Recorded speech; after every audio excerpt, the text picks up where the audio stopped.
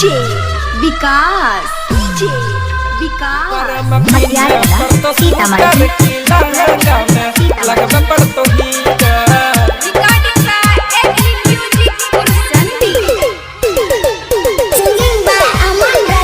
सुन सुन गे छौरी अब गेल ठंडी बिहा करके गे देखबे ने झंडी। सुन सुन गे छौरी अब गेल ठंडी बिहा करके गे देखबे ने झंडी।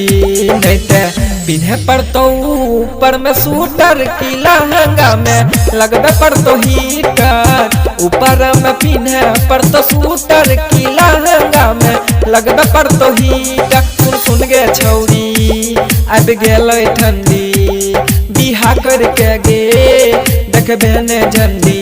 नहीं ते ऊपर में पिन्हे पड़तो सूटर की लहंगा में लगबे पड़तो हीटर। ऊपर में पिन्हे पड़तो सूटर की लहंगा में लगबे पड़तो हीटर।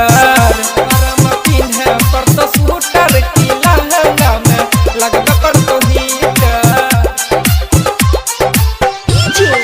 विकास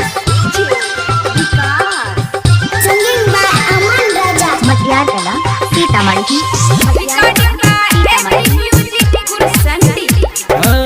पिछला साल से ज्यादा ठंडी लगता है बेजोर गे। पतली कमरिया तोहरा होय तो कमजोर गे होय तो कमजोर गे। पिछला साल से ज्यादा ठंडी लगता है बेजोर गे। पतली कमरिया तोहरा होय तो कमजोर गे। घुसल रहिए राजाई के भीतर की लहंगा में लगबे पड़तो हीटर। ऊपर में पिन्हे पड़तो सूटर की लहंगा में लगबे पड़तो हीटर। ऊपर में पिन्हे पड़तो सूटर की लहंगा में लगबे पड़तो हीटर। विकास सिंगिंग बाय अमन राजा मटियार कला सीतामढ़ी।